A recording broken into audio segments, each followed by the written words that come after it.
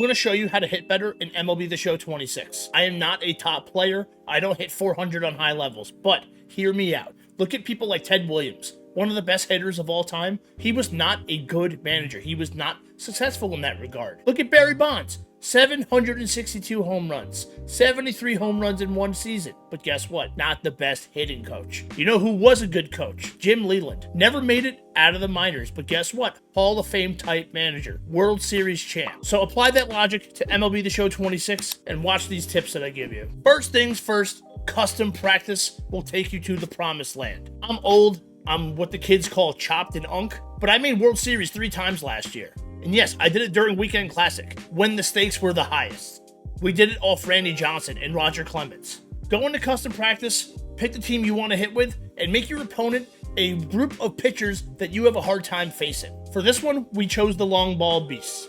You can change the batter at the plate as well as the pitcher. There's a whole bunch to choose from. We'll face Roger Clemens first. You can also alter how frequent you see pitches here. If you want to see all fastballs, turn that up or whatever. You can also change the pitch location. So if you're struggling with a certain part of the zone, set it up. For now, we're just going to leave it like this. We'll do default settings. I'm going to hide my face when I show you the settings that I use. We are using zone hitting interface. The PCI sensitivity is 5 points below the maximum. The maximum PCI sensitivity feels a lot more sensitive than last year. That is not something I want to rock with at the moment. 5 points below feels okay. And I have the plate coverage indicator on. That's what PCI is. I want to see where I'm trying to track the ball to. Now for the PCI itself, there is a center, an inner, and an outer user face. I'm using bat, but you have options here. I used to do circles. I've done diamonds before. I prefer to go with just the bat, and I'll show you why in a second. PCI inner, I don't use that. And for the outer, I don't use either. You can see it changing here. I don't want too much on the screen. And also, the PCI for the inner and outer change depending on the hitter's contact as well as the pitcher's hits per 9. So I don't want to see a reliever come in or see a matchup I don't like and all of a sudden my PCI gets small. That goes a little mental in my head and maybe I'm a little intimidated. Or sometimes it gets a little larger and I get full of myself thinking I have free reign of the zone and I don't know, things happen. The bat does not change, okay? So I like that constant in my life. I've kept it on yellow and I keep the opacity where it was on default. You can change it if you like. It's cool to have the options, but I'm just going with this. I also don't make the PCI fade out. If you don't want to see it on your screen and it distracts you, then go for it. I also anchor my PCI. You can anchor it at several parts of the zone. I prefer to go top center because I'm old. Like I said already, I'd rather sit at the top and be ready for fastballs because if it's off speed and I'm ahead of it, I'll have to slow myself down. I'd rather slow myself down than speed myself up, if that makes sense. It's easier to get the balls low in the zone that are off speed than fastballs up in the zone. For me personally, you can tinker with this if you'd like. Some of you might want to have a different approach, righty-righty versus lefty-lefty also, or whatever. So you can also alter that depending on the handedness of the situation. Yes, pitch is always off when you play online anyway, so I don't bother with that. Controller settings, I turn the vibration off. There's enough going on. I don't need the control to shake when I'm trying to hit the damn ball. Now for the difficulty, I want you to remember what difficulty you play on and then go one step above or two if you're really trying to challenge yourself. We're going to go on Legend. I do play a decent amount of Hall of Fame games. I call myself an all-star warrior because that's where I hit the best, obviously. Hall of Fame humbles me quite a bit, so I like to go on Legend and challenge myself before hopping on. You can go to GOAT if you're an absolute psycho. Camera. I prefer Strike Zone. That gives me the best view of the zone. I do it for hitting and pitching. That way I see the whole game from that perspective. It's just better reps that way. I also have the hitting depth of field turned on. I love that blur. So far, it's been easier for me to see what's going on. Some people have reported frame drops or a little bit of lag when the hitting depth of field is on, but I haven't experienced it personally yet. Hopefully I don't. And then my in-play view is broadcast. People complain about this also, but broadcast is the exact angle you've seen every baseball game ever. It looks cooler when you hit home runs too. Ambush controls, I didn't change this because I don't use ambush. I don't want to guess and then be penalized 2 difficulty levels when I'm wrong. Unless I really think I know what's going on. I might do that 1 pitch a game out of like 100. Hitting info, additional info only. I don't need the controls to tell me like what a contact swing is, what a power swing is. You can do that if you want, but it's not worth it in my opinion. I just use X to swing. That is the regular, normal swing. If you want to use a contact swing, pressing circle, that makes it easier to make contact, increases the size of the PCI, but you sacrifice power. And we don't want to sacrifice power because less exit velo is less hits. And if you use square to power swing, you're going to add a little bit of punch, but then you sacrifice and have a smaller PCI. The pitch history you can alter if you want. When you're pressing R2, it'll show the previous at bat. You can also change it to pitcher handedness, seeing what that pitcher has been throwing from that side of the plate, which is also pretty cool. Or you can customize it if you like. You can alter it from pitcher handedness to balls and strikes, or one color, swing timing, pitch result, pitch type, pitch category. We're just gonna roll with the at-bat sequence for now. I usually go into the pitcher analysis to break down pitch type, righty versus lefty, and how they're throwing things, what they're throwing ahead of the count, first pitch, 0-2, maybe full count. I like doing all that. I'll just leave this as it is for now. Now, sliders is something I do when I'm in custom practice. We are going to go to pitching, pitch speed. We're going to pitch speed. I'm turning up the fastball pitch speed to 3 ticks faster. When you're playing offline, it is a smoother experience than playing online when you're dealing with other internet connections, plus yours, someone's got Burger King Wi-Fi. So I like to counter that by making the pitch come a little faster, because when the game's smoother, it doesn't appear as fast because you're not skipping frames or anything like that. And then I also turn up a little bit that way. I'm seeing missiles in practice, and if I can start barreling those up before I go online, those fastballs, even if outlier, won't look so scary compared to what I was seeing in practice. I do not change the off-speed pitch speed because I'm still playing that above. If anything, you might slow it down to be a little more patient, but that might mess up the timing a little too much. But yeah, let's lock in. Now, this is what I'm talking about with the PCI here. The bat always stays the same size no matter who's on the mound, no matter who's hitting. And also, I like how the bat path changes as you're moving through the zone here. Now, while I tell you the first thing you should do in regards to hitting is practice patience. Make them throw strikes. If they don't have to throw strikes, they won't. You'll be swinging in the dirt, it'll be hitting you in the gonads, and you'll be swinging at it and going back to the dugout. So you have to make them earn the strikes though. Make them show they can throw strikes.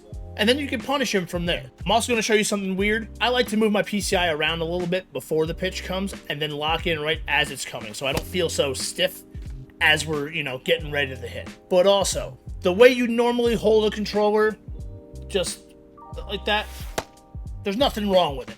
But I'm a weirdo, and I saw someone years ago doing something called the claw method, and ever since then, I've given it a shot, and I've been it's so natural to me, I don't even think about it anymore. So I just take my thumb and my index finger, and I hold it like this. I move my way around. As you're seeing, there's something on here. These are called control freaks. Most of you know what these are. You can buy whatever kind you want. There's different brands. There's different grips for different controllers. For the PS5, I'm using CQCs. They have low profile, mid profile, high profile grips. These mid ones seem fine to me. That seems to work. You can also purchase precision rings that you put in the joystick as well. That'll help you from maybe jamming your PCI too much. I've used them before, but I'm not using them anymore. I feel like with the PCI sensitivity, that's not as necessary as before. So we've talked about patience, and now it's just about tracking the ball. I like to sit here with the anchor spot and try to react, but then some people also like to try and figure out where the ball is being released and set the PCI and go from there. And as you can see, I'm a little behind on that. That was my first swing. Woo! Woo! Woo! Woo! Anyway, practice makes perfect. And we're getting there. We're getting there. You can just rinse and repeat until you get it done. One thing I also look at is the pitcher's repertoire. So he's got 4 pitches here, but he doesn't have 4 different velocities that you have to worry about. The 4-seam and the 2-seam, 95, 94. That's basically the same velo. The splitter and the slider being 3 miles apart, plus having somewhat of variety among them, because the slider might be like 81 to 85, the splitter might be 84 to 88. So then you're dealing with 3 different velos between the fastballs, then the splitter, and the slider. Sometimes you'll see a guy only have 2 velos. It'll be like a 4-seam, a 2-seam, and a slider. So you're only worried about 2 speeds that way. Try to simplify it for yourself and not feel overwhelmed when you see 5 pitches coming at you. I've been yapping a little bit. You probably just want me to hit the ball, and that's fair. All right, we made some contact. We got to fix that up a little bit. Keep moving, stay active. All right, we're getting a piece. Little late. Okay, remember, we're on Legend. Wind speed's turned up, and I suck. So we're going to get there. Lay off that. See? We also... it really does take a considerate effort to not swing at everything. When you play offline, you want to speed run through it and just power away, so... Okay, alright, we're a little early on the split.